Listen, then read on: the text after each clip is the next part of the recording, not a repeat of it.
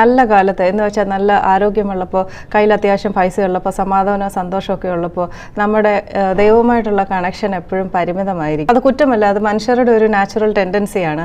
ദിവസവുമുള്ള ഒരു ബൈബിൾ വായന, സന്ധ്യാപ്രാർത്ഥന, ഇതിലൊക്കെ ഒതുങ്ങിക്കൂടുന്ന നമുക്ക് ദൈവവുമായിട്ടുള്ള ആ ഒരു റിലേഷൻഷിപ്പ്. അങ്ങനെ ഇരിക്കുമ്പോഴായിരിക്കും ഡോക്ടർ ഒരു റിപ്പോർട്ട് തരുന്നത്, നിങ്ങൾക്ക് ഇനി ജീവിക്കാൻ 6 മാസമേ ഉള്ളൂ, 3 മാസമേ ഉള്ളൂ, നിങ്ങളുടെ രോഗത്തിന് ഇനി മരുന്നില്ല, ആ ഒരു സ്റ്റേജൊക്കെ കഴിഞ്ഞു പോയിരിക്കുന്നു. ചിലർക്ക് ജോലി പെട്ടെന്ന് പോകുന്നു, പെട്ടെന്ന് കടം വരുന്നു, ആകെ ഉണ്ടായിരുന്ന മക്കൾ ഒളിച്ചോടി പോകുന്നു. അങ്ങനെയൊക്കെയുള്ള പല പല പ്രശ്നങ്ങൾ, ഇങ്ങനെയുള്ള ഭൂകമ്പങ്ങളൊക്കെ ഉണ്ടാകുമ്പോൾ യേശുക്രിസ്തു രക്ഷിക്കും, യേശുക്രിസ്തു സൗഖ്യമാകും എന്നൊക്കെ ആര് വന്ന് പറഞ്ഞാലും അത് വിശ്വസിക്കാനോ അത് കേൾക്കാനോ പോലുമുള്ള മാനസിക സ്ഥിതിയിലായിരിക്കില്ല നമ്മൾ.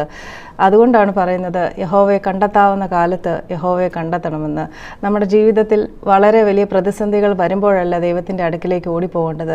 നിരന്തരമായിട്ട് ദൈവവുമായിട്ടുള്ള ഒരു കണക്ഷൻ, വളരെ ഇൻറ്റിമേറ്റ് ആയിട്ടുള്ളൊരു റിലേഷൻ ദൈവമായിട്ട് കൊണ്ടുപോകാൻ ശ്രമിക്കും. ദൈവമായിട്ടുള്ള ഒരു നിരന്തര റിലേഷൻഷിപ്പാണ്, ഇൻറ്റിമേറ്റ് റിലേഷൻഷിപ്പ് നിങ്ങളുടെ ജീവിതത്തിൽ എന്നും ഒരു വലിയ സ്ട്രെങ്ത് ആയിരിക്കും.